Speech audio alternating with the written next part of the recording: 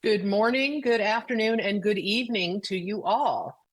And welcome to the third episode of the ITU's Space Connect series, where we invite the world's experts in space and satellites to unpack interesting and timely topics with a goal to inform and to provoke your thinking. I'm Patricia Cooper, a satellite industry veteran and space consultant, and I'm pleased to act as your moderator for today's episode. Today's segment on ground systems will round out an arc of 3 sessions focusing on satellite constellations. If you hadn't already seen, in January, we set the scene for the phenomenon of constellations of many satellites operating in low Earth orbit. Pardon me. Then in February, we tackled the challenges of regulating the spacecraft on orbit and authorizing the services that they deliver around the globe. Today, we'll turn to the critical ground networks supporting constellations, the terminals that customers use, and the gateways that connect those services to the internet. These may sometimes be overlooked with all the flash and excitement of spacecraft and launches and the dizzying array of services they deliver. But these ground systems are absolutely essential to the success and functioning of LEO constellations, and their regulation requires some novel thinking. While our primary focus today will be on ground systems supporting the emerging fixed satellite services, usually broadband satellite constellations, many of the regulatory topics, particularly those related to gateways, may also be relevant for satellite Earth sensing systems that need to download their imagery and other data, and even to mobile satellite services systems. But we'll move on to help frame the issue, and I'm absolutely delighted to share this panel with 3 renowned experts who have direct and fresh experience with these themes. Their formal bios are all online on our webpage. So first, to frame the topic of ground networks, I'm very pleased to welcome Janet Hernandez. She's president of the telecom and tech consulting firm TMG, and likely a familiar face to many of you. An attorney by training, Janet is relied upon the world over by companies and governments alike for her counsel on communications regulation, trade, and transactions. And for the purposes of this discussion, she and her TMG team have been working behind the scenes to support the authorization of the ground networks and services for several of the leading constellations on virtually every continent. So she can set the scene with a global perspective. Next, we'll add in a regulator's perspective on licensing the gateways that support constellations. Elizabeth Quintana is the head of Space Authorization Policy at the United Kingdom's Ofcom. During her time there, she's had a front row seat as Ofcom developed their NGSO licensing back in 2021 and then put out their space strategy in 2022. Today, Liz will share some of the lessons learned from this process in shaping their NGSO Earth Station regulatory framework, and also the next changes that Ofcom is considering now in order to keep pace with the industry's ongoing and evolving spectrum needs.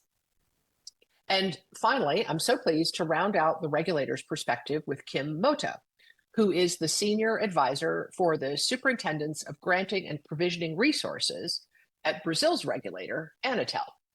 Kim will walk us through Brazil's experience updating their regulatory structure to adapt to emerging LEO constellation options, with a focus on their approach to authorize the now hundreds of thousands of individual terminals as subscriber interest across Brazil has grown. So with that introduction, let's dive right in and let Janet take it from here to shape and frame the topic of ground networks. Janet? Thanks, Patricia. Much appreciated. All right. Good day, everybody. I'm very happy to be here, and thanks for the introduction, Patricia. So as Patricia mentioned, my job today is to set the scene before we turn it over to the real experts from Anatel and Ofcom. So I will start out with just providing you with a broad overview of some of the issues that we're seeing. In terms of the content of the presentation, we'll just start out with what are we talking about in terms of ground components, and just briefly touch upon the satellite system, then focus on user terminals and gateways, and then we'll sort of dig into the meat of the matter in terms of looking at some of the regulatory considerations and updates that we're seeing globally, and then touching upon harmonization, always a key topic, and then some final conclusions. So if we can turn to the next slide. So when we talk about ground components, we're focusing today on LEO constellations, but whether we're talking LEO or GEO, satellite systems consist of the satellites, but also the ground components. And for purposes of today, when we're talking about the ground components, we're going to focus on the gateways and the end user terminals. Now, of course, on the next slide, we'll reflect what do we mean when we're talking about the user terminals and the gateways. If we can turn to the next slide.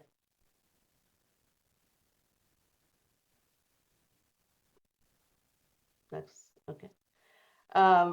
So when we're talking about the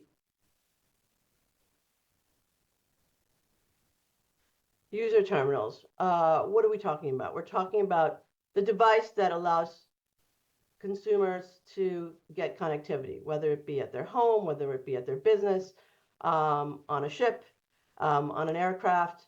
And we're also seeing the capability today of getting connectivity through terminals via IoT sensors and now mobile devices. This can be integrated, this can be connected via Wi-Fi routers to distribute connectivity. In terms of spectrum, always a key topic, the user terminals primarily operate in the Ku and Ka band. Switching over to the gateways, when we talk about gateways, we're talking about the connection between the satellite constellation and the terrestrial backbone. We're talking about what directs traffic to the IXP and then to partner networks, to the public internet, to the cloud, to the data center infrastructure to facilitate the service of broadband services. Here, when we talk about spectrum issues, the LEO gateways are primarily operating in the Ka band, but we're also seeing some use of the E band, as well as some some Q and V band spectrum as well. Turning to the next slide. So now let's frame the issue in terms of the regulatory considerations and updates. On this slide, we're going to focus on some of the issues and considerations that we're seeing with regards to the gateway and all the elements surrounding gateways. So what are we seeing? We're seeing many national regulators updating their rules or developing new rules to address LEO constellations. If we look globally, we're looking, at least in terms of our tracking, we've seen quite a number of consultations. At least 15 to 20 regulators have conducted consultations. Some might be more inquiries and a list of questions. Some might be more proposing rules, and some may be more at the decision-making rule landscape and have actually introduced new rules with regards to NGSO related issues. Some of these countries include not only Brazil and the UK, which we have today, but also countries like Australia, Canada, India, New Zealand, South Africa, Saudi Arabia, among others, and we may be missing a few. Now, whether you are GEO or LEO, you have to comply with the requisite satellite framework that exists. But with LEOs, you have certain issues that are raising some flags in terms of some changes that might be necessary. So when we talk about gateways, LEO constellations are slightly different in that you're looking at more gateways and so therefore more licensing, which makes it more cumbersome for the operator. You also have issues with regards to potentially scarcity of sites because you have only a certain number of sites that might be particularly attractive due to access to infrastructure, due to a good site because it's potentially freer from interference. So these types of issues are coming up. And we're seeing some trends in terms of some modifications or updates in terms of some of these gateway issues. So for example, we're seeing some streamlining in terms of gateway licensing. We're also seeing, in terms of scarcity issues, we're seeing some modifications potentially in terms of the fact that operators might have certain timelines within which they have to comply before, in order to operate these gateways. And if they don't comply, then they lose access to that site. With regards to fees, we're also seeing some challenges because when you have many more gateways, obviously the fee structure is going to go up. And so there's some consideration by regulators as to whether the fee structure should change for these LEO constellations, since you're going to have many more gateways, and to not make it prohibitive for these new constellations. On the interconnection front, you also see regulators taking a look at this because obviously access to fiber is a critical component, and to backhaul. So you want to make sure that the regulatory framework that you have is one that is conducive to such access. And oftentimes these are access to this type of fiber is held by terrestrial operators, sometimes incumbents, and there might be some challenges relating to that. On the spectrum front, there's always issues of access and availability, and potential issues with regards to interference. And those are things that are presenting some challenges that need to be looked at. And so we're seeing regulators look at mechanisms such as spectrum sharing, mechanisms such as interference mitigation plans, a variety of different measures that are being considered. And then localization. This has always been a challenging one, in that in certain countries you have requirements that you have to have local gateways. This is obviously an issue that increases cost for operators, and also presents certain challenges in terms of deployment. So one of the things that you're seeing is some advocacy on this front in terms of the fact that you have new innovations such as cloud-based processing, such as inter-satellite links, that may present innovations to not having the requirement of localizations. A lot of these things are being talked about. Some have been, as I said, we have some rules that have already been adopted with regards to some of this. But I think a lot of it is still in flux. It's being discussed, and it's evolving. Next slide.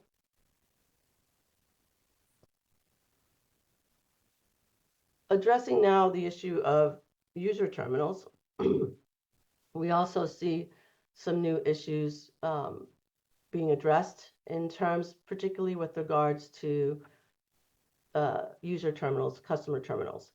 In traditional landscapes for satellites, one of the challenges is if you classify a user terminal as an Earth station, because then you're talking about individual licensing. With these LEO constellations, you have huge amounts of customer terminals. So if you do this on an individual basis, it's very onerous. So regulators are looking at alternatives. And I think one of the measures that you're seeing become quite popular in many jurisdictions is the concept of blanket authorizations. This obviously leads to a less cumbersome process, easier deployment, and we're also seeing the same type of shift happening also with regards to mobile and nomadic terminals, eSIMs. And some countries have applied the same approach for eSIMs. For example, in the US, you have that. With regards to blanket authorizations, though, you're seeing it being implemented in a number of countries. I know Brazil is one of them. I'm sure we'll hear about that today. But we've also seen it in Mexico, in Australia, in the US. So this is definitely a trend that we're seeing, and I think it will facilitate the deployment of of these types of constellations and the terminals for customers. On the fee side, similarly, I think we're seeing some modifications for customer terminals. Again, if you have individual licensing and you're imposing a fee on each terminal, you can have a very exorbitant result. So you're also seeing some countries implement a flat fee. So it's an annual flat fee that might be just a fixed price, or it might be a flat fee, but it's based on a tier. So there might be 3 tiers depending on the number of customer terminals that you have. Another issue that comes up relates to spectrum access. I know one of the challenges for us as consultants is, is the spectrum available, and getting that type of information. So transparency is always a challenge. And I think the issue is coming up not only in terms of access, but also availability, and also making sure that that spectrum is actually allocated for use by these customer terminals. A last topic that I wanted to raise up is the issue of type approval, which is always and historically been a key one, and I think it's no different for these LEO constellations.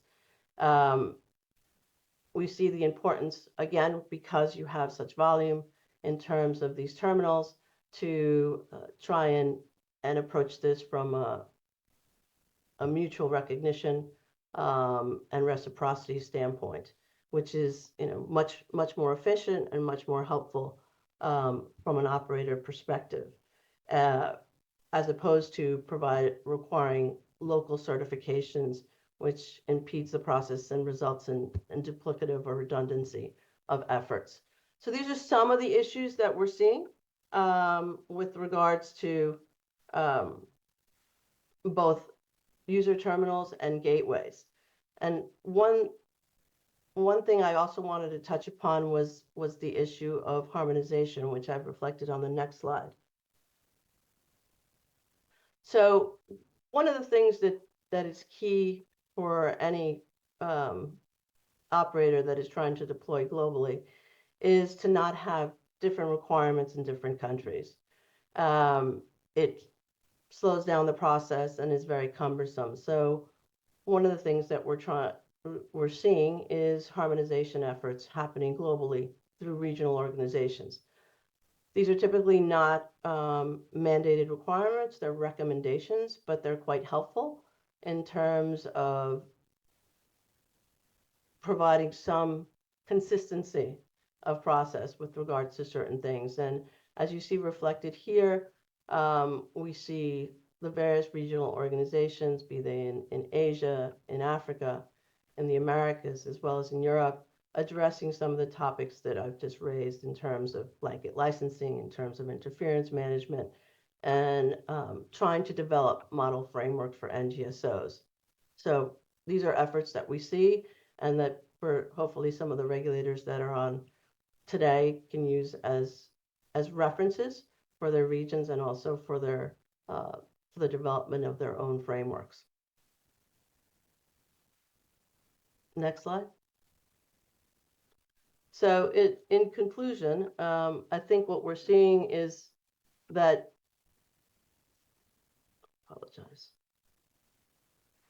that LEO constellations are definitely an exciting new approach, and they're reshaping how we think about broadband services, how we think about new demands on gateways and user terminals. I'm sure there's some challenges from a regulatory perspective in how to deal with this, but even though the ground components might not be the sexiest topic and the coolest part of the system, they are strategic infrastructure, and they're essential to providing the connection from a broadband perspective, especially with regards to low latency and high capacity connectivity. As we've seen, and as we'll hear, regulators are playing a key role. But one of the key aspects will also be ensuring that we have harmonization and scalable approaches. These will be key to ensuring that we have models that are effective and don't result in fragmentation in terms of the global delivery that these constellations are seeking to provide. Thank you. Janet, thank you so much. We've got our work cut out for us today. This is not an easy set of problems to weave together, and they absolutely need to be addressed. So I really appreciate you bringing your perspective, not only as someone who advises governments in shaping these rules and regulations, but also as a practitioner who's, you and your team have been around the world testing out these regulatory frameworks in every day, basically, and that I think will help enrich our discussion after we hear from two of the frontline regulators who've been shaping rules and considering how to deal with all this and balance all these issues. So our next speaker will bring that regulator's perspective. We're going to turn to Liz Quintana to tell us how the UK has approached this particularly from a gateway perspective. Liz, over to you. Brilliant. Thank you so much. It's a real honour to be here talking about the UK's perspective here in the seminar. So if we go to the next slide. Brilliant. So Ofcom is the UK's communications, media and online regulator. The space team sits within the Spectrum group within Ofcom, although increasingly with the arrival of consumer services from space, other parts of the organisation are also getting interested in some of the exciting new services that are coming online. Our space spectrum work falls into three broad categories. We manage the spectrum within the UK. We represent the UK at the ITU and CPT. And we are the notifying administration for satellite filings for UK organisations. The spectrum that we manage in the UK covers an increasing range of space services, from the more traditional types of services like fixed satellite services for broadband and mobile satellite services, through radio astronomy to some really exciting new services like lunar communications or space launch from the UK, which we're gearing up to enable. Thank you to Janet for mentioning the ITU and CPT. We really recognise at Ofcom the value of international regulations for global services like space services and maritime and air. We think this is really important to have harmonised regulations, and we are active both regionally and internationally to help develop those services. And a number of those recommendations and the IT regulations are reflected in our licenses. Just a quick note before we go on. So on filings, we've traditionally seen a lot of GSO satellite filings, but increasingly now we're receiving more NGSO filings and from a wide range of new startups and other operators. So it's a very fast-moving sector with lots of interesting challenges. So we'll be just talking about a fraction of some of the things that we're doing at the moment in Ofcom, but hopefully get a flavour of some of the wider things that we're also thinking about. Next slide, please. Brilliant. So touching on gateways in the UK, there are, I know in many countries there are there's just one product and you tick the types of services that you want to provide. In the UK, we have three. We have the Permanent Earth Station licence, which is for connections to geostationary satellites. We have the NGSO Earth Station licence, which is for connections to NGSO. And we have non-FSS licenses, which are predominantly used for tracking, telemetry and control. So that's controlling of the satellites and some downlink from Earth observation satellites. Some of the conditions that affect gateways are in our Earth Station network license as well, particularly for NGSO, but I'll explain some of that as we go on to subsequent slides. Next slide, please. Brilliant. So We actually started our NGSO licensing journey in 2016, which was before I joined Ofcom. And there we extended an existing Earth Station network license to cover terminals on land and air connecting to NGSOs, and we created our new gateway license product. And we decided at the time that connections from ships would be reflected in the ship radio license, which is administered by the administration that of the ship's flag. Then in 2021, partly because of our northerly latitude, we started to see actual NGSO services rolling out.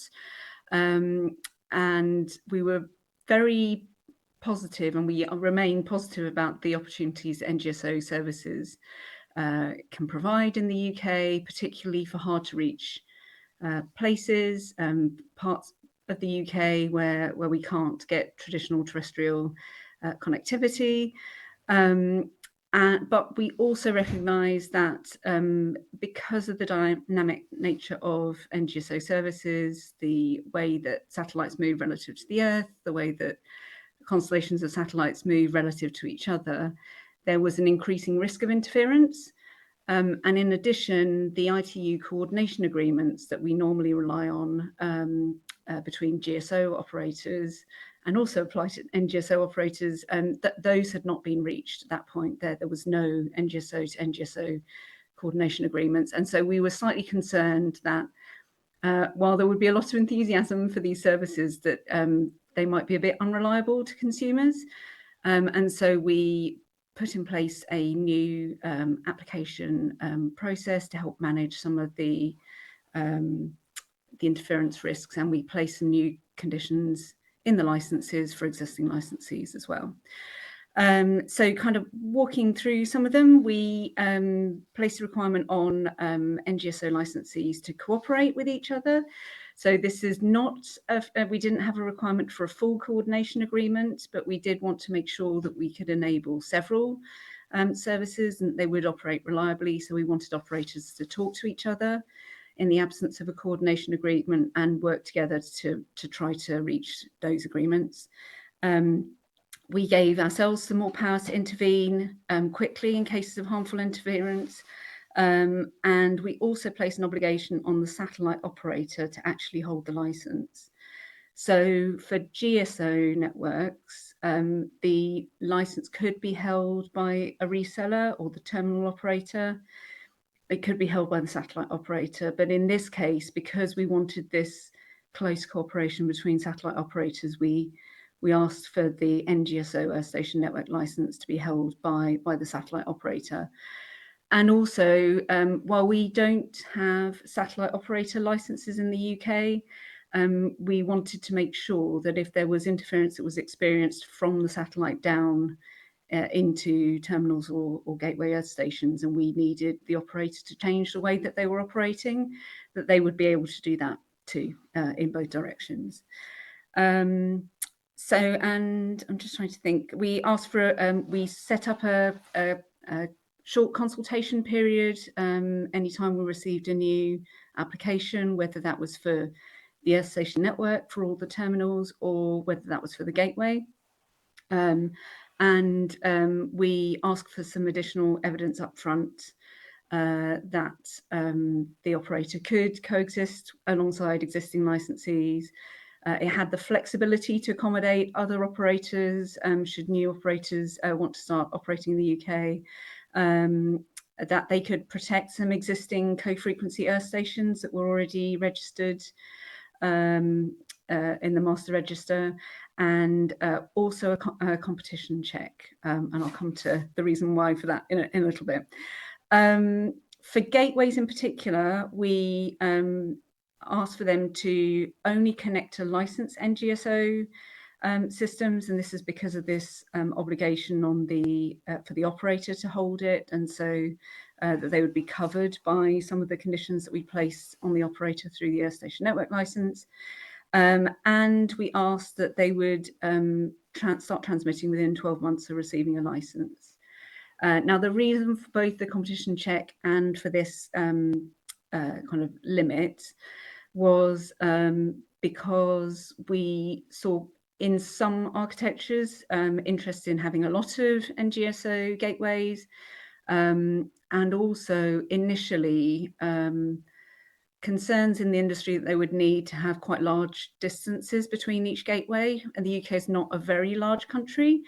So given the number of, we had about 15 teleports operating in the UK at the time, and although there could be greenfield sites that could be developed, we were slightly concerned that maybe some of the newer operators might come in and take up those sites, and it might block others coming down the line.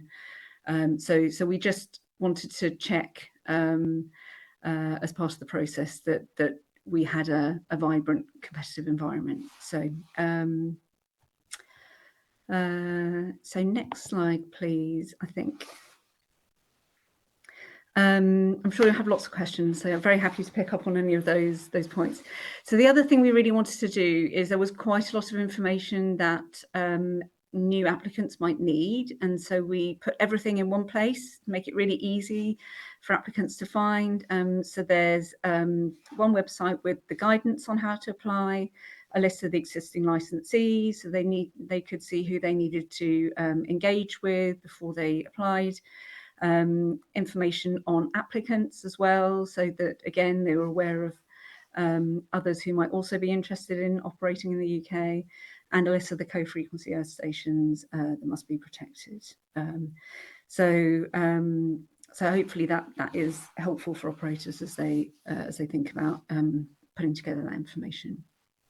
Next slide, please. Oh, sorry, could we just go back? So just to say, there are now 7 NGSO operators who hold Earth Station Network licenses. So they have the authorization to operate in the UK. 2 have satellites in the sky and are providing services today. Others will be starting to deploy over the next year or two, and so we'll see these services really pick up. In terms of gateways, and again, you can find this on our website, there are 7 NGSO gateway earth stations. They are all connecting to the Starlink service. And I think that reflects the slightly different architectures that different operators have put in place. So yes, that's where we are at the moment. And again, you can see that on the website. Sorry, next slide, please. So just to say that we also published a space spectrum strategy in 2022, recognising that there was a lot going on in the space sector. There was a lot going on, in particular in the UK, in the space sector, and we wanted to try to get a handle on all the spectrum demands and try to get a plan around the many changes that we might need to make to keep pace with what was going on in the sector. So in addition to our NGSO licensing process, which currently covers KU and KA band, there were a number of other things that we said that we would do, which will affect or benefit NGSO services in the UK. So the first is we recognise the importance of the KA band more generally. That band is shared in the UK with some fixed services. And between the satellite and the fixed services, there were some guard bands. Satellite operators can operate across the whole of the KA band, subject to commercial arrangements with the existing licensees. But we wanted to make sure that if those arrangements were in place, that there weren't gaps that the gateways couldn't use. And then as we were considering that, one of the existing fixed links spectrum licensees handed back their license, so there was a bit more available. And so we have brought our licenses up to date to make sure that that spectrum is available to gateway operators. And then for the remaining spectrum, we considered an over-the-top license, but we felt on reflection that the commercial arrangements were working, and so we've decided to maintain the current system for that. We had a lot of interest after the NGSO licensing process was put in place. So that very much addressed NGSO to NGSO coexistence. Other users like GSO operators and radio astronomy who operate adjacent to the bottom of the KU band were concerned that they may also suffer interference. So we have updated our Earth Station Network license to reflect existing international protections that are in place, and that just allows us to very quickly, if there is a case of interference, respond based on our own national authorizations. And we are currently considering expanding our gateway licenses to include QV and E-band. We ran a call for input last year, and there seems to be quite a few interesting services coming along. So we will be consulting on that later this year. We also said that we might consider reviewing our fee for NGSO gateways. So at the moment, the fee is £500 annually for NGSO gateways, but the permanent Earth Station licenses for connections to GSO use administered incentive pricing. So that's kind of more similar to what other spectrum users are paying. And particularly as you start to think about QV and E-band, because they use much, much wider bandwidths, the discrepancy between that fixed cost fee and the AIP fee becomes much, much larger. So we are considering whether or not we want to make the fee a bit more similar across the two products. And finally, we have been developing a national NGSO monitoring service in the UK. We recognise that interference between NGSO operators could be quite localised, and the system that we used to all be familiar with using, where we had regional centres, regional monitoring centres that we could all use, may not pick up the interference that that might be experienced within our borders. So we've been looking at working through the International Space Radio Monitoring Meeting and Working Party 1 to consider some internationally agreed regulations for how we could all do this, but also looking to develop some equipment and some data sharing with existing spectrum users to help us adapt to the changing interference environment. And sorry, I think I've gone ahead 2 slides, but and this is the last one, I promise. Just to summarise, so these are on the left, all the things I said we've already done, and on the right, all the things that we said we're going to do. We normally publish every March our plan for the forthcoming year. I don't think it's quite out yet, but these were the things that we put forward in our proposal in December. So again, please keep an eye out for that. But something along the lines of the box on the right is likely to be what we focus on for the next year. Thank you.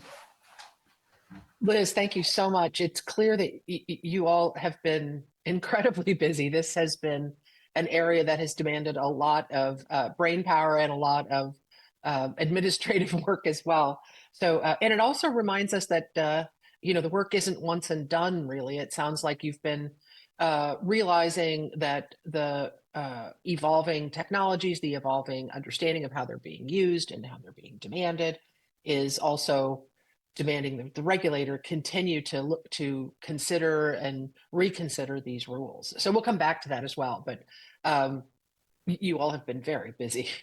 Thank you for sharing that lineup of a pretty extraordinary work. So similarly, we're going to turn to another regulator's perspective, but before we turn to Kim, I want to make sure that you all are aware that we're going to take questions at the end of this. I've got a bunch of questions that have been raised by our conversations already. So I'll start out with a few moderator questions, but if you want, at the bottom of your screen, there's a Q&A box. If you have questions, you can enter them there. The ITU team is going to curate them and kind of gather the ones that show up more regularly. and make sure that I see the questions that we think will add to this discussion. So feel free to add your questions in that Q&A box. I've seen a couple really good ones already. So we're going to round out our discussion now with Kim to give the kind of the counterpart as a regulatory practitioner from Brazil's perspective, with a focus on the user terminal that Janet described for us, and the last piece of our ground networks discussion. Kim, over to you. Thank you. Thank you so much, Patricia. Thank you, guys. Good morning. Good afternoon. First, I'd like to greet my colleagues on the panel and thank the ITU for the opportunity to be part of this important discussion. I also like to sincerely thank Patricia for the kind introduction and for all support throughout the preparations. It's a pleasure to be here with you all, guys. Well, I'm very pleased to join the Space Connect session to share a little bit about the Brazilian perspective on how we are adapting our regulatory structure to the LEO constellation. So today I'll share some information regarding our regulatory framework for the use of satellites, and Brazil present to you some numbers of our market and how we update our regulation. So if we go to the next slide, please. Thanks. So I'd like to start mentioning the importance of satellite systems to our country. Brazil is the 5th largest country in the world by area, with 8.5 million square kilometers. And we also have a population over to 12 million people, ranking 70 globally. So it's a lot of people to connect, and obviously satellite, it's an important part of this infrastructure in our country. This scale brings obviously great opportunity, but also significant regulatory and infrastructure challenges, especially when it comes to universal connective and connect areas, rural areas, or areas where the terrestrial infrastructures cannot reach for different reasons. On top of that, recently we observed the use of satellite systems to support different applications. Today we are talking about broadband applications, obviously, but it's important to mention that we have a lot of IoT applications starting to connect people around our country and provide capacity to agriculture, logistic, and for utilities, for example, just to make you understand how our market is growing. So next slide, please. Thank you so much. About our market, it's interesting to check that all main global players are authorized here in Brazil. We have 48 GSO satellites and 17 non-GSO satellite systems already authorized to operate in our country. It's not only, these numbers are not only for FSS, but just to show you how our market has been organized. I'll explain better in the next slides, but just to highlight in here, in our authorization model, we grant landing rights for satellite systems, so the operator is authorized to use satellites and associated Earth station in our territory, operating in specific frequency bands. The market is growing every day. Today we have more than 500,000 satellite broadband users. What it means that we have 500,000 Earth stations operating in Brazil just for broadband access. And when we consider other service, Brazil hosts a significant number of Earth stations in operation. In the satellite pay TV, for example, our latest numbers indicate that more than 4 million users are currently accessing DTH service across the country. So we see clear signs of market adoption and interest in satellite basic connectivity. So it's so interesting to have this conversation here and give the opportunity to talk about it. Next, please. Now, just a quick overview of our regulation and policy, just so you understand how we are, how our model to authorize systems here in Brazil, it's a little bit different from the UK's perspective. Between 2020 and 2021, we approved our general regulation on satellite exploration and the general regulation on the licenses of stations, updating our regulatory framework. Among the key changes, we can mention that we define a simplified process for granting landing rights here in Brazil. We establish a flat regulatory price around $20,000 for granting landing rights, regardless of frequency band, number of satellites, or earth stations that are operating in the systems. It was flat. And we also established clear rules on renewals of authorizations. And one important point is that we define a new approach to coordination. We start to see a lot of systems interest to work in Brazil, and we need to establish a new approach, a new model for our country to coordinate these kind of systems to guarantee that we have a coexistence and free harm interference in our country. So we define a national coordination priority to bring legal certainty to existing and incoming operators. It means that newcomers must obtain the coordination agreement from the incumbent systems here in Brazil. So when a new operator intends to provide capacity and the Brazilian territory, it is necessary to find a technical solution to coexist among different systems. So it was a key change in our regulation, and it was important considering that we were seeing a growing number of users in our country, and this legal certainty is obviously so important to our market and to attract new investment in our country. So next slide, please. Perfect, thank you. So considering the regulation that is enforced, Brazil follows an open sky policy. We welcome in both national and foreign satellite operators. We grant landing rights valid for up to 15 years with the possibility of renewal. For GSO systems, this renewal depends on the lifetime of the satellite. For non-GSO, we have a lot of different discussions for this renewal process, considering competitive aspects and public interest as well. But it's important to mention that it's possible to renew, and we try to make it as clear as possible to guarantee this legal certainty to the investors in our country. So the authorization process includes legal, regulatory, and technical assessment. Notably, foreign operators must appoint a Brazilian legal representative and demonstrate that frequencies are properly allocated and coordinated with other systems that are already authorized here in Brazil. Next, please. Thanks. Just to give you an overview of our policy and you understand how we are dealing with coordination process. As I mentioned before, we established a national coordination priority, especially considering that satellite systems could be associated with different filings submitted to ITU, and these different filings have different coordination priorities, international level. So we adopt this approach to bring certainty to our process. So Brazil applies a first come, first served model to analyze all the application systems with coordination priority, as I mentioned before, must be respected by new applicants.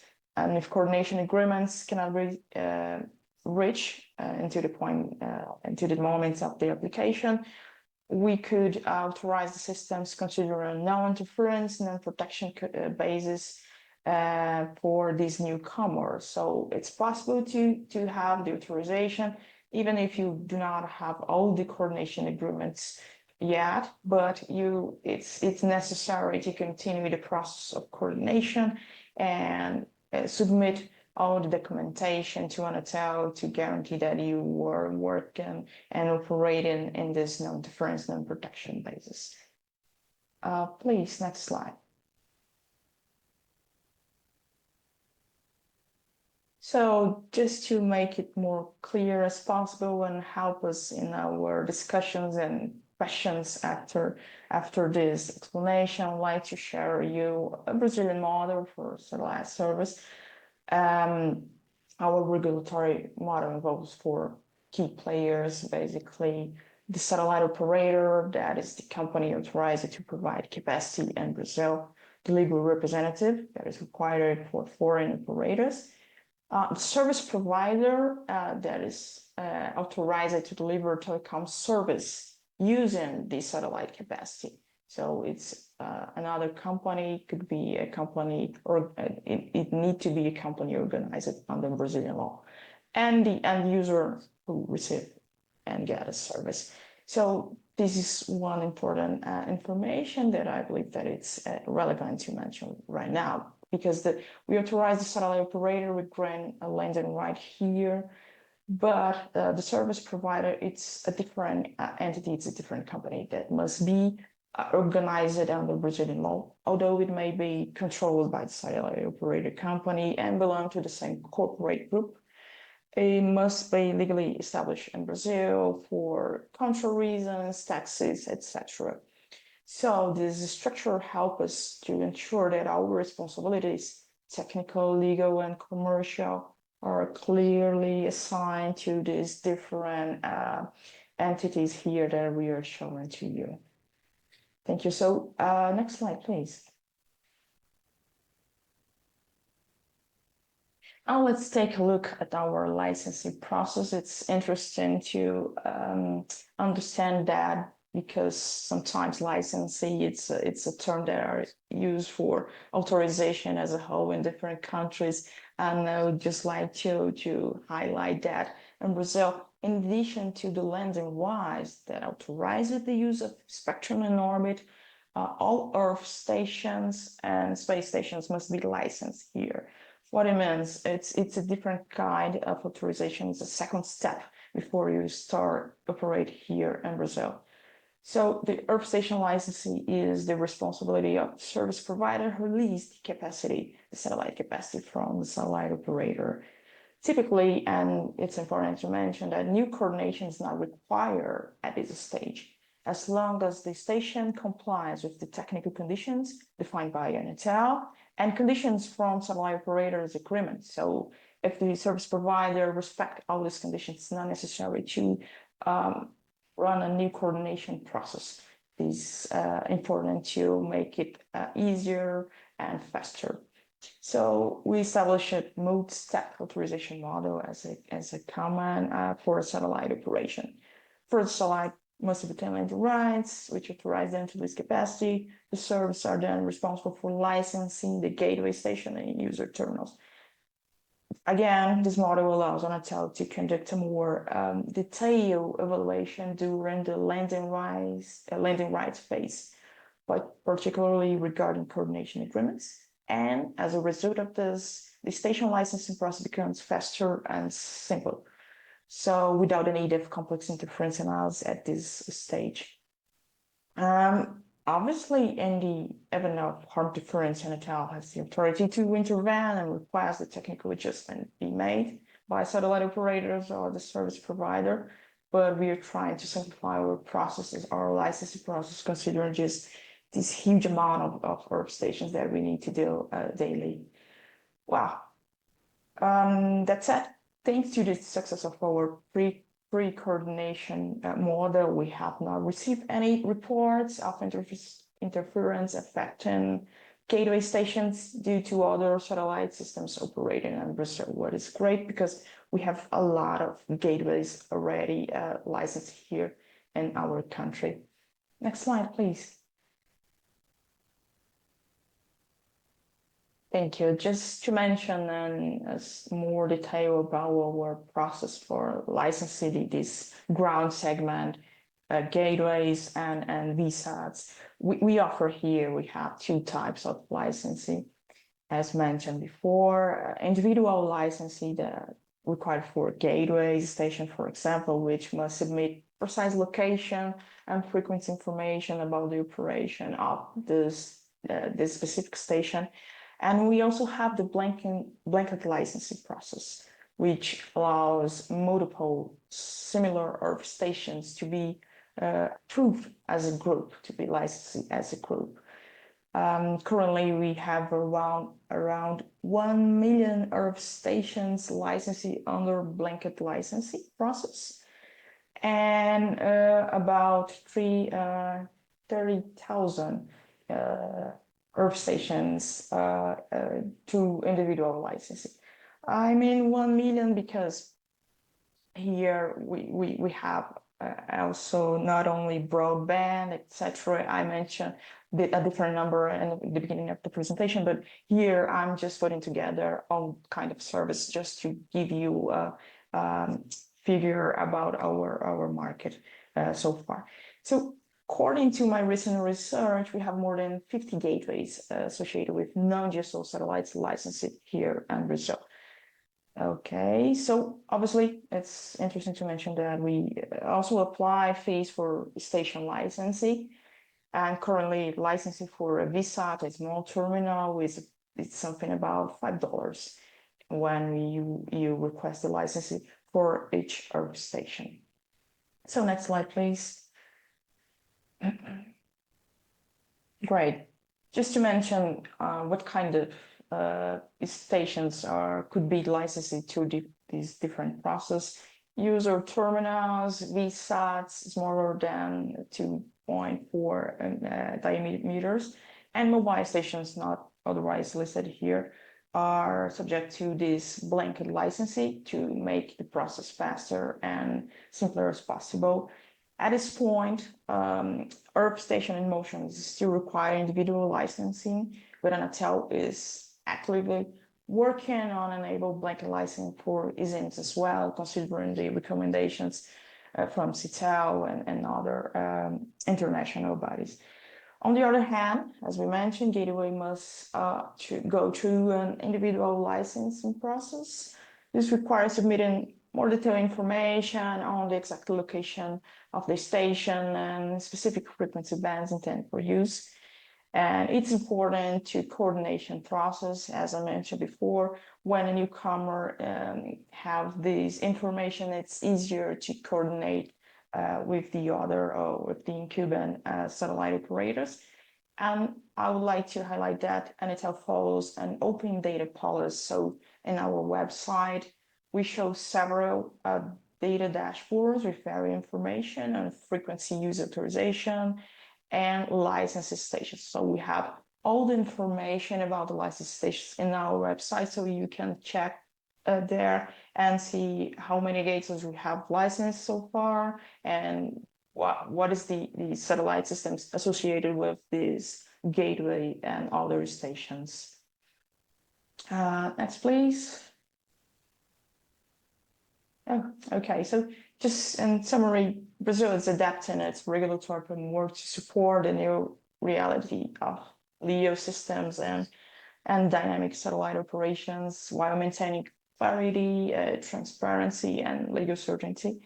We believe the regulatory innovation is essential to enabling the full potential of satellite communications in emerging markets. So thank you very much, and I'm happy to take any questions. Thank you so much, Kim. I think you all can see, a couple really obvious takeaways here. One of them is the ground networks, the gateways and the terminals are a lively area for regulatory consideration, regulatory updates, and ongoing consideration. I mean, it is really staggering to see how much work you both agencies have put in. And I'm sure, Janet, from your perspective, how busy you've been both advising and trying to keep up for your clients to make sense of these. I want to make sure that everyone knows we're going to post both this video of our chat and the presentations on the Space Connect website, so you'll be able to look at them in more detail as soon as we put them up. And we'll also be looking for supporting documentation that we can maybe add. I think Janet was thinking about maybe some of the consultations that she mentioned from the regional groups may be available for us to share to create kind of a resource on this complicated and kind of quickly moving topic. So thank you, Kim, for that overview, and to all of our presenters for kind of unpacking this sometimes overlooked set of questions and topics. And also thanks for all of you for adding questions into the Q&A. We're going to turn to those after I take my moderator's privilege and ask a couple questions of our panelists to move us into the Q&A session. So the first question I wanted to ask all of you is that these Leo constellations have, kind of proliferated in an unexpectedly rapid time frame. And with a lot of diverse projects still in the pipeline, as someone who was, involved in the development and deployment of one of the early systems, it is really exciting to see not only how many subscribers there are, 500,000 subscribers in Brazil alone, when the global number of GEO satellite broadband subscribers had usually been around sort of the 200,000. It had been a much smaller number in the past. So this is very exciting to see such response from a consumer perspective, but also the sheer number of Leo constellations that are out getting their regulatory authorizations and participating in the consultations and the formation of new rules. So that's really exciting. But that's not my question, because that's just kind of great to see. My question really has to do with all of those constellations working against the clock to raise money, build and deploy spacecraft so that they meet their deployment milestone requirements, and they want to all get a footing in the markets to provide services around the world. I'd be interested in hearing your thoughts about how you balance that push-pull of your citizens pressing for new service, maybe some hesitance from traditional terrestrial broadband providers, or just getting used to the new services and kind of validating their readiness, and the need to build the right oversight with licensing frameworks, and all of that kind of matched against the eagerness, we'll call it, of the companies themselves. Liz, why don't I ask you, because I know I was part of the problem in the UK. Go ahead and tell me how do you balance all of that when you've got companies knocking on your door, you've got citizens saying we need better alternatives, but you also want to make sure you're being a responsible regulator and looking at all these other considerations. And Kim, it's coming to you too, and Janet as well. Don't relax. Yeah. So helpfully, our Wireless Telegraphy Act, which sets out how we manage the spectrum in the UK, kind of sets that out quite clearly for us. And we are here to make sure that we use spectrum, which is a very valuable and finite resource, efficiently. So, when we make any decisions about who to authorize, how they use the spectrum, how much service we give to any one service, balancing different needs, that is the number one driver. And we're really big on spectrum sharing as well. So to the extent that we possibly can, allow multiple different types of services and multiple users to use the spectrum, we will try to do that. We have to act in the interests of citizens and consumers, absolutely. And it's been really interesting, the sudden uptick. I think the interest in satellite services has gone up 4-fold, 5-fold in the UK. I mean, we're smaller, so we don't get as many numbers as maybe in Brazil, and we've been really blessed with very, very good terrestrial infrastructure. So maybe the number of people that would need to rely on satellite is smaller, but still, that is a driver, definitely. Trying to think. So spectrum efficiency, competition is always really important. So again, that's why we're keen to enable multiple NGSO operators. I think at the beginning of any sector, it's not our place as regulators to pick winners. The market will do that, but we do want to make sure that there is choice for consumers, and that's the best way for them to get value for money and really good services. And the fourth one, which I've forgotten. You don't have to have four if you don't. Innovation, enabling innovation. That's the last one. Yeah, and Okay. growth. So yeah, absolutely, very excited by all of these new space services, and to the extent that we can, bearing in mind all the other kind of duties that we have, that is another thing that we endeavour to do wherever possible. And one of the things I would just observe between both Brazil and the UK is both governments have had very clear, very purposeful goals on connectivity. And I think that's been, part of the prompt of dedicating so many government resources and deliberative time and effort to these regulations, is that there's a real intent behind this. Kim, did you have anything you wanted to add to that from Brazil's perspective? And then, Janet, I'm going to ask you on sort of a global basis, any other kind of notable countries. Kim? Yeah, sure. No, thank you, Patricia. And I just want to echo Lee's and really good comments. And it's interesting to see the difference of the countries, because obviously we have a huge area and sometimes it's hard to reach with the terrestrial infrastructure.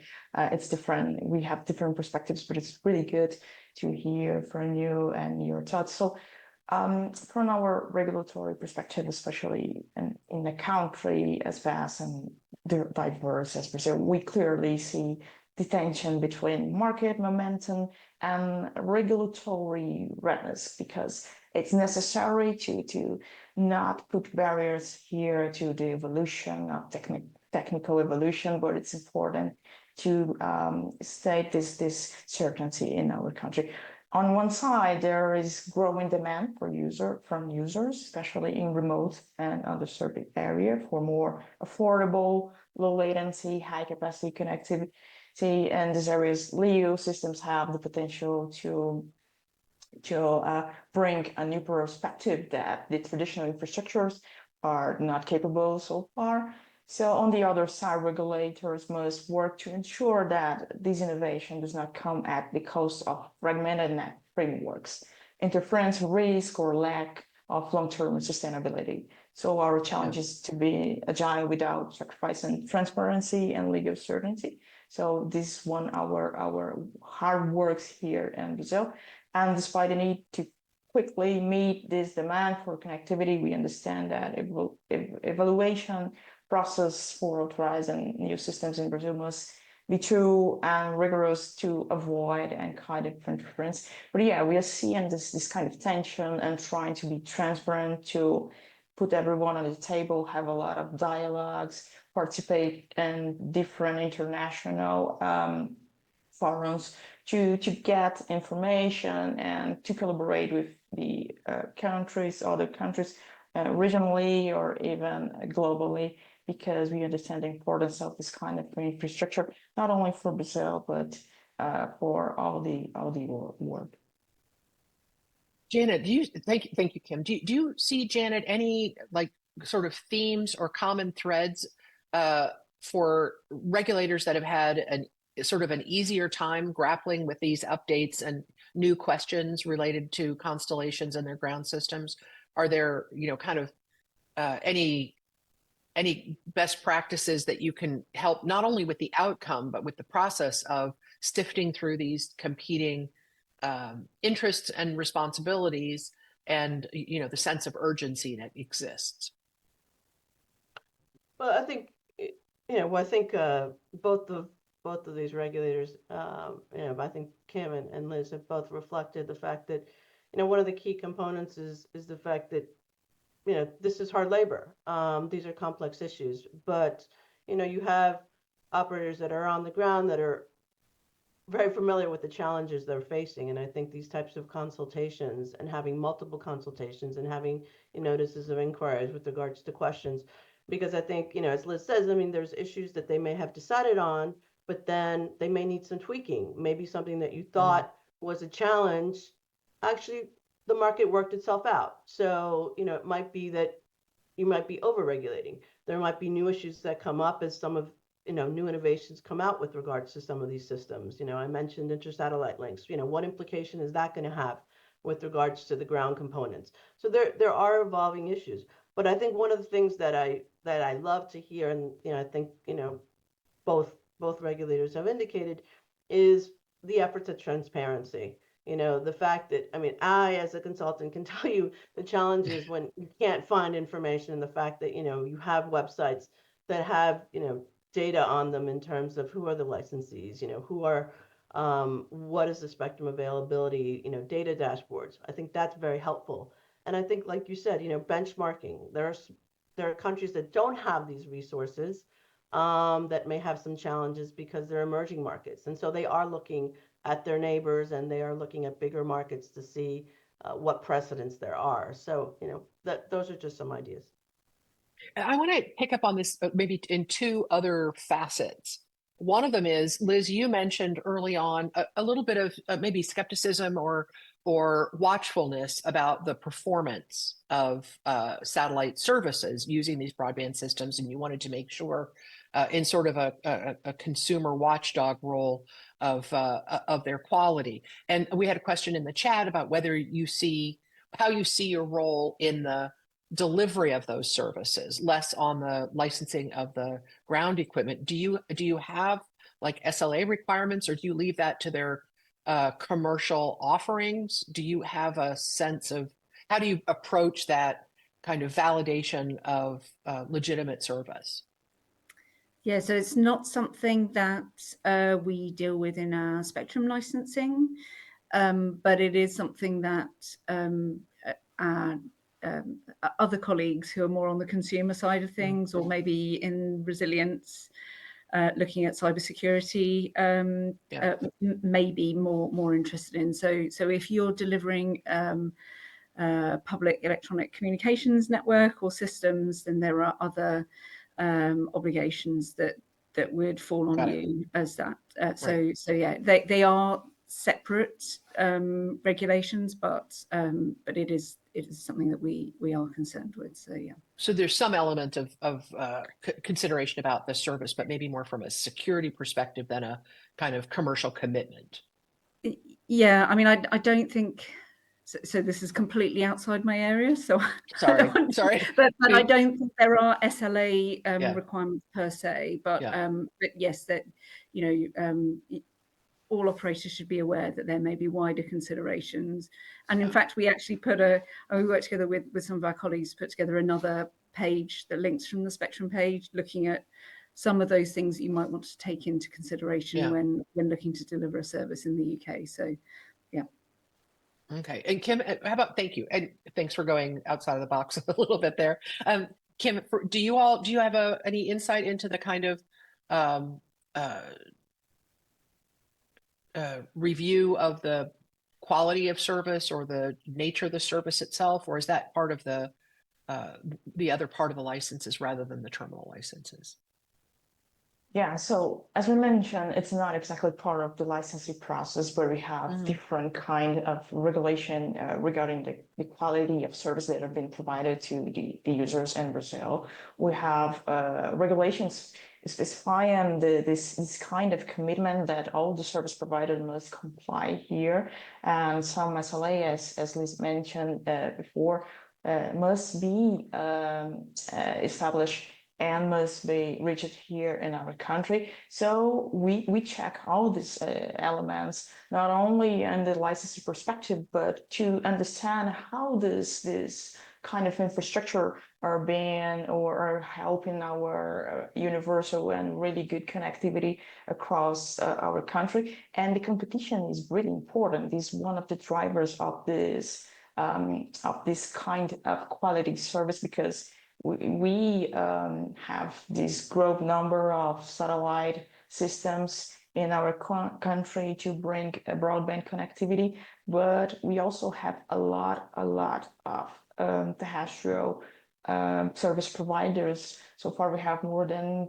20,000 service providers authorized here in Brazil, obviously not only using satellite infrastructure. So the market it's important to bring this kind of competition and elevate the level of quality. So what we experience here in Brazil is that the satellite systems are trying to compete with terrestrial systems that are providing broadband through fiber. So it's really difficult. It's are completely different systems, but considering the competition and the rules that we establish, the transparency that the providers must to have with the consumers, we are seeing that the competition is helping us to maintain the high level quality service in our country. Obviously, we are trying to make it flexible and making the market regulate itself as possible, obviously, and any kind of intervention could be done. And if we check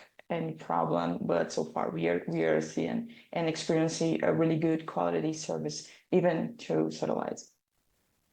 So I'm going to just pick up on that. We had a question in the chat on how are regulators handling resistance by traditional broadband providers for the new entrants from LEO.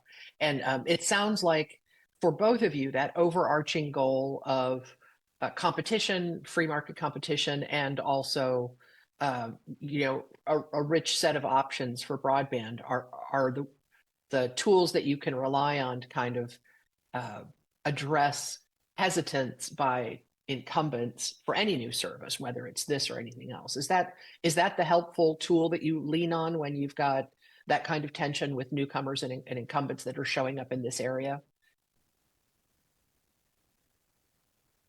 Please, And do you want to Kim, go I'll let you first? take that since you had the mic Okay. open anyway, and then I'll see if Liz has anything else to add.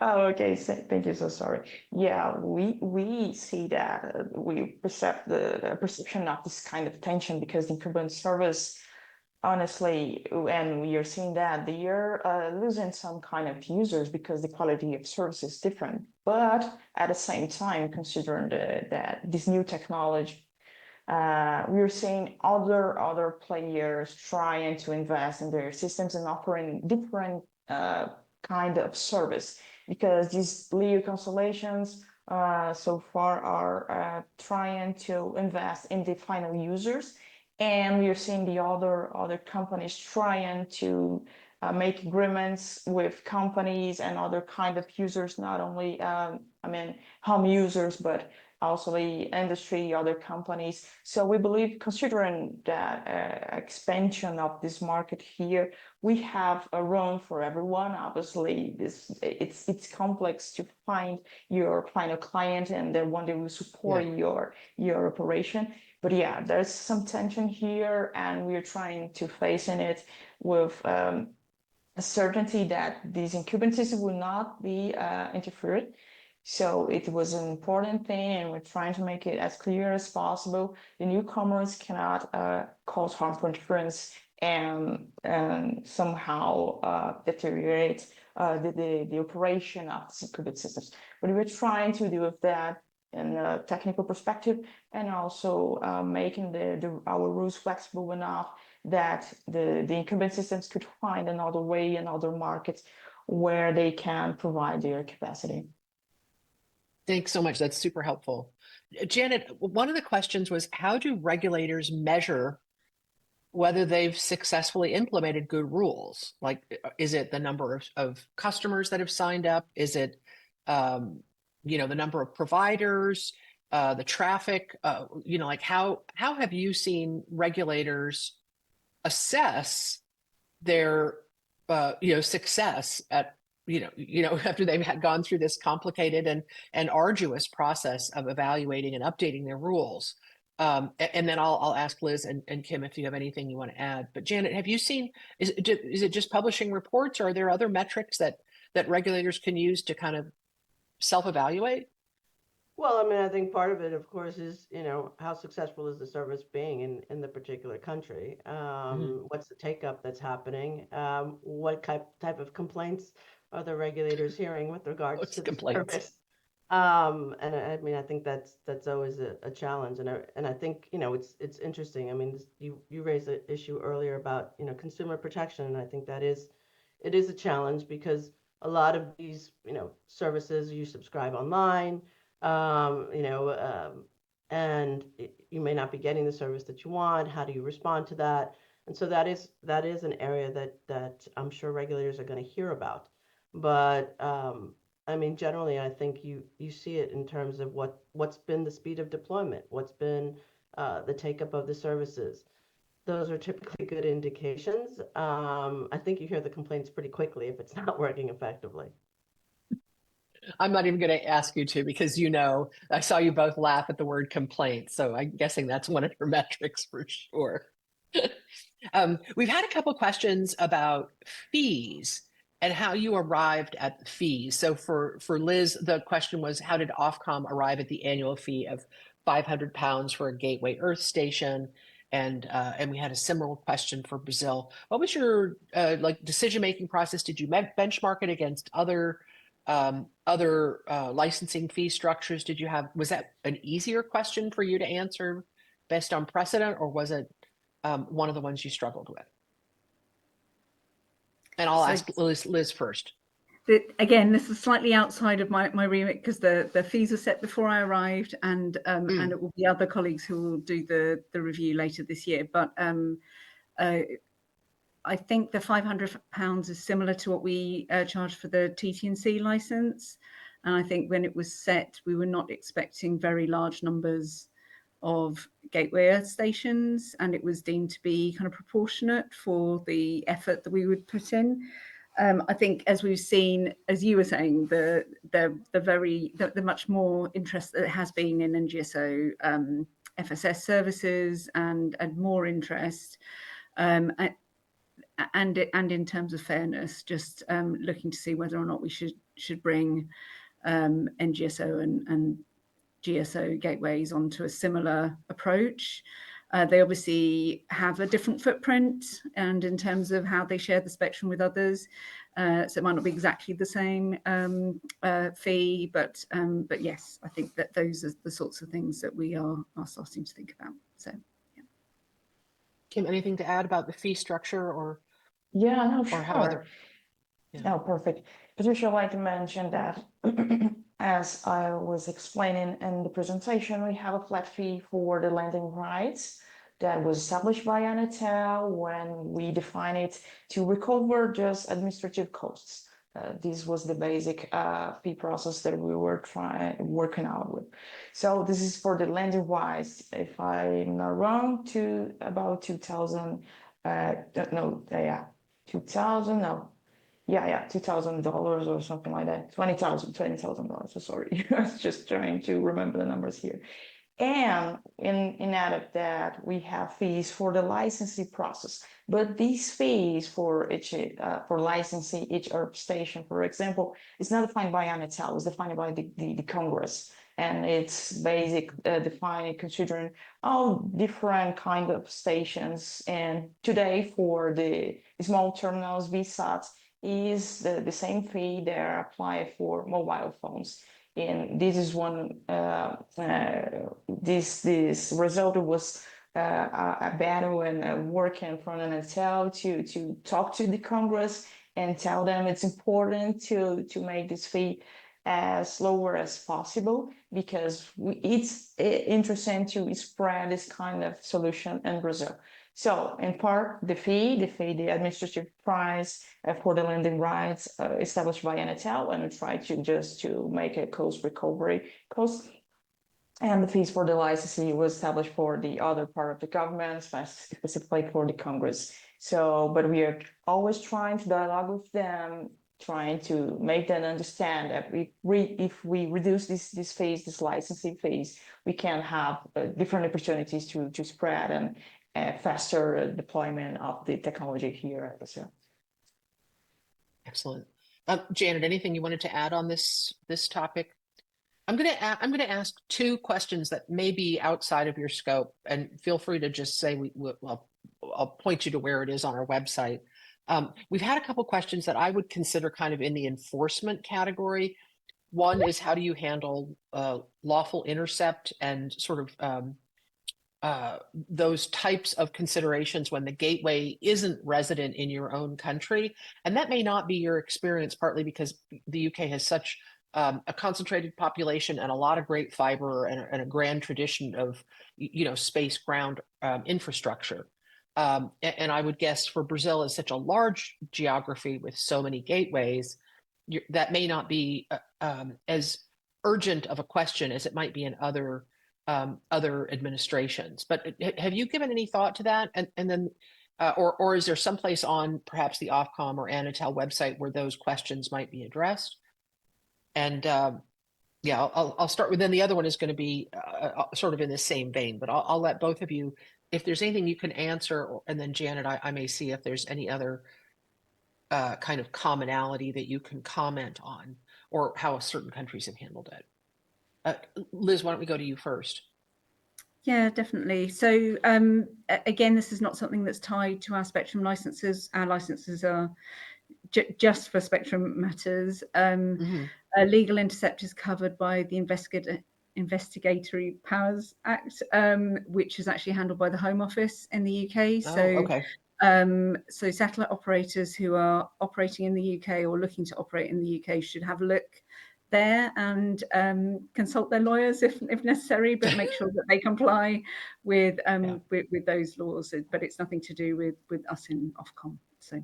Got it. Okay. And Kim, is it also bifurcated in Brazil, or is that something that Anatel also is responsible for?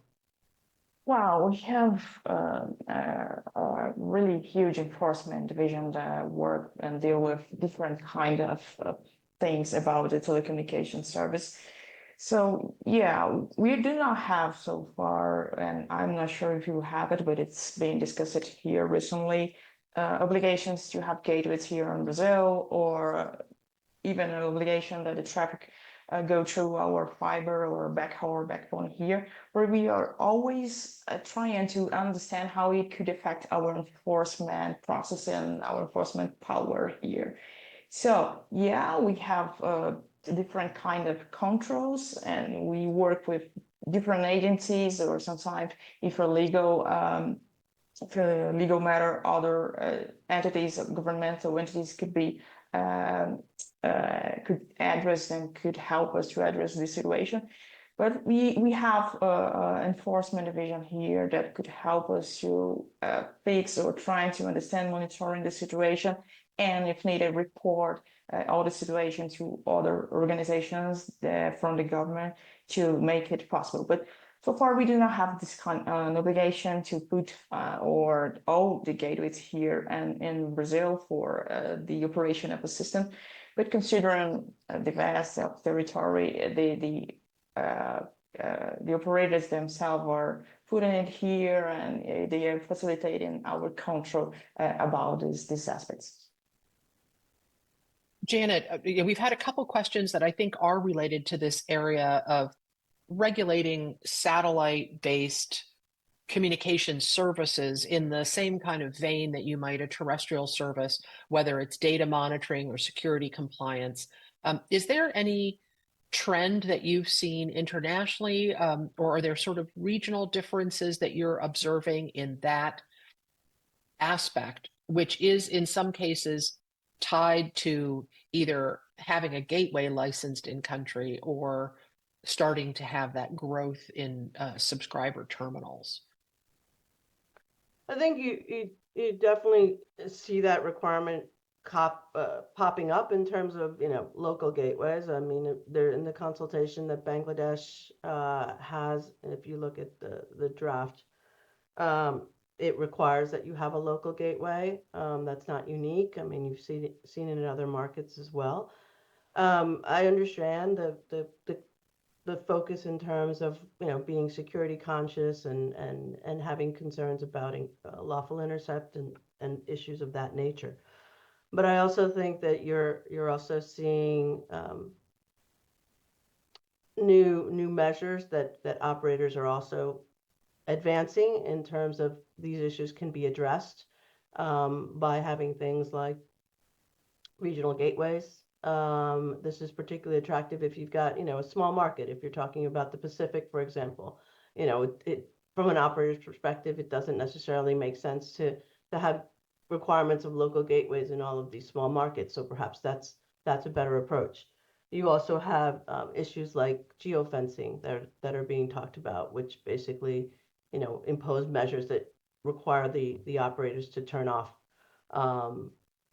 their services, and things like that. And you also have some cloud-based solutions that you're also seeing. So I do think that there are new issues cropping up to address these concerns, and that perhaps may alleviate some of the demands for local gateways. But I understand why there would be these types of concerns. So one of the challenges, I think, is that these topics are often not handled within the same regulatory organizations or the same regulatory offices, and they may not be topics of conversation in the same places where the licensing and spectrum conversations happen. And that's definitely a challenge, but they are important in both the national character of how you approach a market and how successful or how complicated it is to actually start providing services. The other enforcement area is one that may be a little bit more controversial, but I let you all know I was going to ask it, so I'm not trying to pull the rug out here. And it has to do with kind of pirate terminal importation. Given how portable some of these satellite terminals are and user interest, this sort of high user interest in connectivity, we've seen a rash of examples where terminals are being imported for use into countries that have not yet authorized the service, and they're being imported from neighboring countries where they are approved. Now, I would not expect that either of you have had a lot of experience with this particularly, but I'm interested in your thoughts about how, for other regulators, maybe words of wisdom or encouragement for regulators who are starting to see these topics like sovereignty and enforcement come into play in these kinds of instances. Both of you were sort of early approvers of many of these services and obviously have lots and lots of them already authorized in your markets. But it's a hot topic for a lot of regions. Kim, do you have anything you might add to that kind of question sure. of piracy and enforcement of the terminals? Yeah, They're sure. slippery. As you mentioned, as you mentioned, Patricia, sometimes this kind of work it's done by different organizations, different entities in the government, and in our case, is the same thing. As I mentioned, we have border enforcement agencies that work in cooperation with NSL, so it's really important because we have borders with different countries, and for different kind of equipment, we are talking about here telecommunications equipment, but it's interesting and it's important for different kind of material equipment that could been bring to Brazil. So our Federal Revenue Service, or in other countries it's Internal Revenue Service, it's responsible for screening imports here. And if customs agents identify a product intended for telecommunications, for example, they separate it for inspection by an Anatel enforcement team. So we can control like this. We team up with these guys. And our enforcement division is also highly actively with a presence in all Brazilian states, allowing us to monitor and respond effectively to unauthorized telecommunication activity across the country. So we could receive reports from them or a kind of alert from the public, etc. Have different channels that Anatel could be access, and we could respond to this. But one of the main and important thing is that we could cooperate with different organizations in the government. It's essential because we have a lot of people and a lot of products coming in and coming out, and it's essential that it's be part of the public policy of the country, not only for telecom. Obviously, we're talking about it right now, but this is our approach here. We cooperate with other organizations here, and they are helping us to avoid this kind of activity here in Brazil. Janet, I'm going to ask you, I know you have done work with regulators and with constellation companies in regions where the regulators haven't yet gone through their updates or adjustments to their regulatory frameworks. They may not have yet approved services, but they may be next door to a country that has. Do you have any sort of insight to how this is being handled, or how the tension is being resolved between that sort of desire to have the connectivity maybe faster than the regulatory process is playing out? No, we're definitely seeing it. I think we're seeing it in a number of countries. I mean, it's been an issue in various markets that we've been working in the Pacific. It was something that was, particularly in areas that are desperate for connectivity. The rural environments where they wanted it at no cost and it's not coming fast enough. The problem is that from a regulatory standpoint, these terminals are not, there's no service license for these terminals. So it is definitely a challenge. And I think as Kim said, I mean, you're seeing enforcement being taken sometimes on the customs front. You're seeing cease and desist letters going to the operators. And I think you're also seeing measures with regards to, as I mentioned, fencing, which basically, effectively allows I'm not an engineer, I'm a lawyer, but it effectively allows the turning off of the terminal. So I mean, there are various measures, but it is a challenge because they're not that big. You can put them in a suitcase. You can put them in a laptop cover. So you do see that happening, but these are some of the measures that I've seen. Okay, super helpful. So now we're going to turn to, we've talked a lot about this in the context of kind of a consumer broadband service, and obviously these services are also being used to connect companies and government offices, but we've also seen some new or different applications beyond the sort of consumer broadband or enterprise or government broadband. We've seen the heightened interest in using LEO constellations for Earth stations in motion, like connectivity to aircraft, connectivity to ships. We've also seen the use of, this is maybe a longer standing kind of tradition, to use satellite services for Internet of Things kind of passive sensors. And I wanted to ask you, I think I'll turn first to you, Liz, on how Ofcom has been differentiating between these different kinds of service applications and the way you're approaching the authorization of terminals on ships, planes, potentially railway, or for remote monitoring in sort of the IoT context. And then I'll ask you as well, Kim. So the simple answer is, if it's FSS, it's just one license. The Earth Station Network license covers everything. So whether it's land, ship, or aircraft, So in answer to one of the other comments or questions, we still would expect that as part of the ship radio license or the aircraft radio license, that the relevant administration would have registered the frequencies that are transmitted by that platform. But we wanted to have in one place so that the satellite operator could find easily the regulations that applied within the territory of the UK, whether that's in the air, in our territorial waters, or on the ground, that they were clear what their obligations were and how they could operate. So yeah, it's all in one place, and it's only £200 a year as well. That's the other there thing. You go. Yep. Very economical. Kim, anything you want to add on the sort of additional uses that LEO constellations are starting to see? We're also seeing them. I know Brazil's been an early adopter of looking at the use of LEO constellations for agricultural uses, kind of precision agriculture. And how are you thinking about those terminals differently? Do they fit into the structure you laid out for consumer broadband, or are there other measures that you're looking at? Okay, no, perfect. Thank you for the question. It's relevant, and we receive these questions so many times here because these kind of Earth stations and motions, they're really interesting to our country, and obviously the airline companies also have this kind of interest.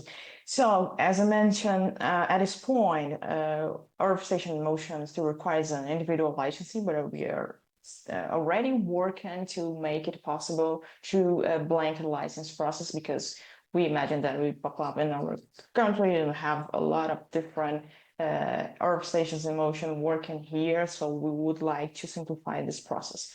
On top of that, I would like to mention that in the last World Radio Conference, we approved new recommendations for the use of non-GSO systems in Ka-band operating with this kind of Earth station in motion, and we are making it and bringing it to our national regulation. So we are updating our technical requirements because one of our concerns about this kind of operation is that don't cause harmful interference to other systems. It's important to make our country free from this kind of interference and everyone working together in a really good coexistence way. So we have these two approaches here.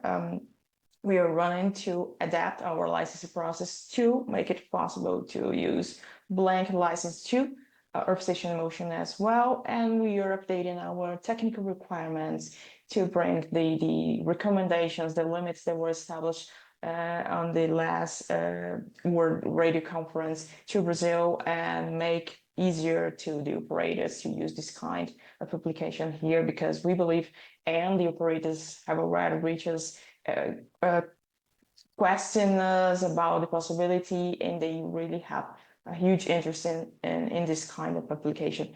And again, IoT, it's something that we are seeing that we grow in Brazil as well. It's not exactly for FSS, it's MSS basically, but MSS, it's something that we are also trying to make happen in our country, but our regulatory framework is already adapted to these kind of things. A little bit adjustments that we need to make, but it's possible to have the authorization and start to operate. And considering that we have this update of our technical requirements, we'll have it for exams working and communicating with in GSO systems as fast as we can. Awesome. Janet, is there anything you want to add from your vantage point in other markets about, the sort of progress they're making on looking at authorizations for different kinds of platforms, including mobile platforms, or do IoT rules even need to be updated, considering they are being traditionally delivered with MSS? I mean, I think one of the issues on the IoT front, and it's basically more in terms of their classification, right? In terms of, in Europe, you generally have relatively easy in terms of the classification, but I think in some other markets it's less clear as to what category they fall into, how they're being perceived. So you have inconsistency, shall we say, in terms of how they're licensed and what obligations they're subject to. And as part of that, you have in certain instances, requirements that they have to comply with, pretty onerous requirements in terms of security plans, in terms of lawful intercept, even in Europe that we've encountered, which are quite cumbersome, and given the types of services, don't necessarily seem to make sense. But those are some of the challenges that we face, and I think it's just a new service, and people are just trying to grapple with it, and how it's going to be used. So I would be remiss if I didn't ask a question about direct to device, now that we're talking about evolving and emerging use cases for LEO constellation delivered services. As we think of those next considerations in this, super dynamic area, we'd be remiss if we didn't touch on the many proposals to leverage constellations to support and expand mobile telephony and cellular services in their networks, which is often shorthanded into direct to device. Now, this is an emerging topic of conversation, so I'm not going to put any of you on the spot to preview decisions or predict conclusions on this emerging tech, because there's so many variations unfolding now. But I do think I could ask you, as you're starting to look at this additional new area, what precedents or processes are you all relying on to kind of build familiarity and shape the thinking in this area? Is this an area where the ITU can be helpful in offering a venue where regulators can compare approaches and considerations to discuss? How are you, not how is it going to come out, but what tools are you reaching for when you're starting to consider this this new use case? And Liz, I'm going to you first. You're going to get a few minutes to think about this one. So hot off the press, we have put out a consultation yesterday looking at an authorization in the UK for direct-to-device. So we do recognise the importance of international regulations. We are involved in the process at the ITU. We recognise that will not conclude until the end of 2027. Meanwhile, there are some services that could be available more quickly. We ran a call for input last year and had quite a lot of responses from both satellite operators and MNOs with a view that while we were blessed again with a good laydown of terrestrial infrastructure, there was benefit in some areas and for some resilience if anything was to go wrong with our terrestrial network. So yes, I would just encourage everybody to read that and digest it, and by all means do reach out if you have any questions. And that's on your Ofcom website? It is, yes, on the Ofcom website. I'm guessing in a prominent position. It's so freshly Possibly. There you go. Yeah, but Kim, mobile from space and sky, I think is what it's called. So yeah. Okay. Yeah. All right. That's breaking news. You heard it here first. Kim, from Brazil's perspective, I'm guessing you are also starting to get inquiries about this service. What are you using in terms of tools to shape your thinking and the discussion internally? Okay, thank you for these questions. It's good to talk about it because it's a hot up here and in Intel as well. Well, we're considering this kind of application and the interest of the market since the last year when we received a request for testing this kind of application here in Brazil.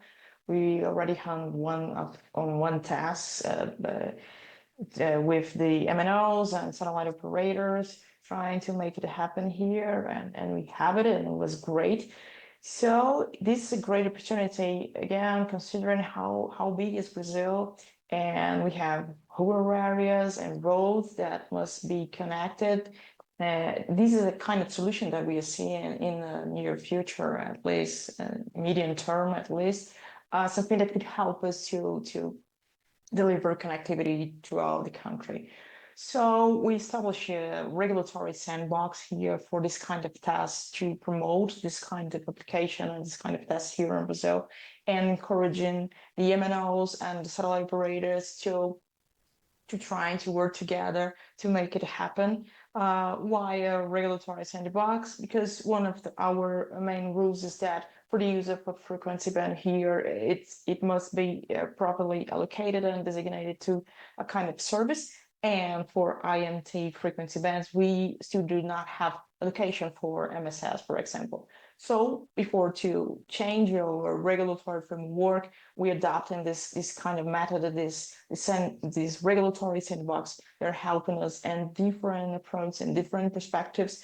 And it's a mechanism that we believe that will be helpful to understand better the competitive aspects, the technical aspects, before we modify our rules and fact. So this is one of the pros, and we are obviously excited about this possibility, as I mentioned. So I believe there will be a great thing in our country. I mean, I think both of you as regulators have shown how valuable it is to establish the process and the methods that any kind of new regulatory puzzle as presented to you is going to be handled in terms of consulting with the public, in terms of framing the key issues, in terms of moving through assessment, deliberation, and eventually a new rule. So Janet, I wanted to ask you, we had a good question about the role of the ITU. I wanted to kind of shape this a little bit in the context of these emerging issues like mobile platforms, like direct-to-device, but also in the context of your comment on standards and and type approvals, that sort of process that often happens separately and behind closed doors as the manufacturers of terminals and service providers get their equipment type approved and through homologation. I wanted to ask you, Janet, the question itself is, where are you seeing the ITU being kind of most effective in these late breaking questions? The ITU is not always able to, adopt new rules as quickly as a national regulator can, given their 4-year World Radio Conference cycle. But where have you seen the ITU be most kind of helpful in this challenge for regulators to understand and assess and develop new regulatory approaches? Well, I mean, I think as was mentioned earlier, I mean, we obviously have some of these issues going to be addressed in the WRC context, and obviously in the working groups that lead up to the next World Radio Conference. So, I mean, that might not be the speediest approach, but it is where conversations are definitely underway. And so I do think that those are key in terms of from the radio communication sector. I would say, plugging you guys, I would also say that these types of forums are very useful as well. And I understand that you may be having a specific one on this very topic coming up. So I do think that will is a good venue to have informal conversations on some of these things. I mean, you asked, which regulators have looked at this issue. I mean, you're seeing, not only the UK and also Brazil, but Canada has been looking at this. Obviously, in the US, we've seen quite a bit of discussion in terms of different consultations on this very topic and certain decisions. I think those are all good precedents. But directed device, there's lots of different models. You have different partnerships. You have the MNO model. You have the model, where you have direct to cell, you have direct to device. So there's a lot of different issues. And as we've noted, I mean, you have, spectrum issues, you have business model issues, you have, so there's a lot there. And so I think the ITU can be very useful, not only in terms of perhaps the technical side on the radio communication side, but also in assisting with some of the other matters as well.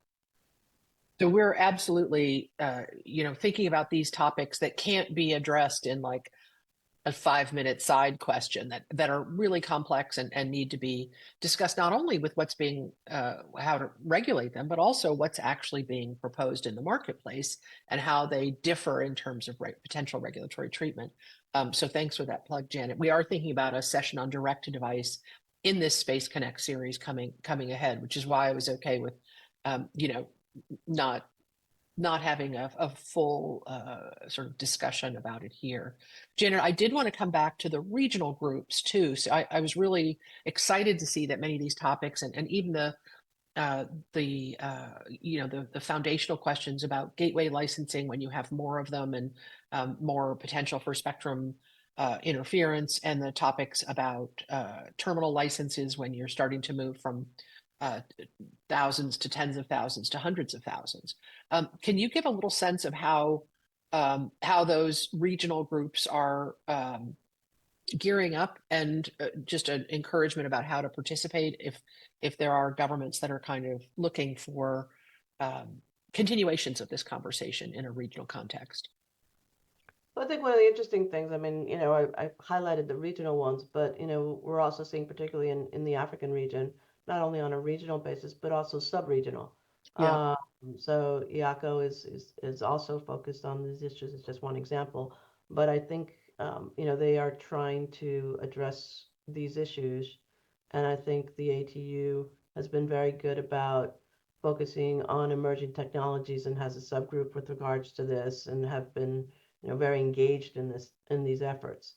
Lots of countries in that region, lots of different interests and approaches. So, but I do think that that's a very good forum that's been looking at this. They're not mandatory. They are recommendations, but I do think they're useful. I think at CTEL, That was mentioned by Kim as well, that they look to that, and SAPT, as was mentioned by Liz, and I think in Asia as well. So, I mean, I think they are useful forums, particularly for smaller countries that may not necessarily have the resources to tackle these issues in the same way that a Brazil or the UK or the US in terms of just resources. There's always a benefit in the hard work and distress of regulators that have gone through complicated technical questions and policy questions to come out with regulations. There's always a value in being able to look at those hard-won experiences, and that's why I was so pleased to put together you three today. So that wraps up our episode today on gateways and user terminals. I'd like to thank our three amazing panelists, Liz, Kim, and Janet, for sharing your insights so candidly on gateways and terminals and providing great advice. You were just awesome. So thanks to the mighty ITU team that supports this ITU Space Connect series and makes these discussions so thoroughly fascinating and smooth. I want to thank, too, all of you for listening. You've had terrific questions. We've tried to address as many of them as we can. It definitely reassures us that covering the ground networks was important and timely. And we'll continue to look for topics that we think are relevant and on your mind as we continue this monthly Space Connect series. I hope you'll be back with us for our next Space Connect episode, which will be later in April.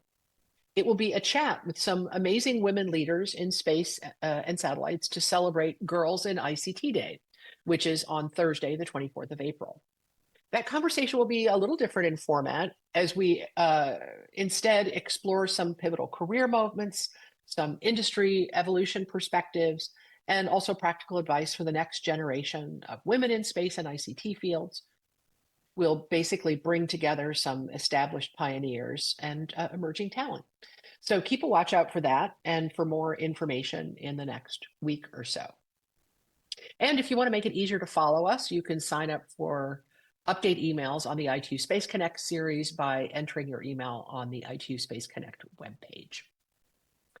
In the meantime, we'll post this video and the presentations that our three awesome speakers offered on the ITU Space Connect page. If you didn't see our prior episodes, please do check them out online, either at the ITU page or on YouTube. And, tell all your friends. For now, thank you all for joining, and I wish you all a good day. Thanks.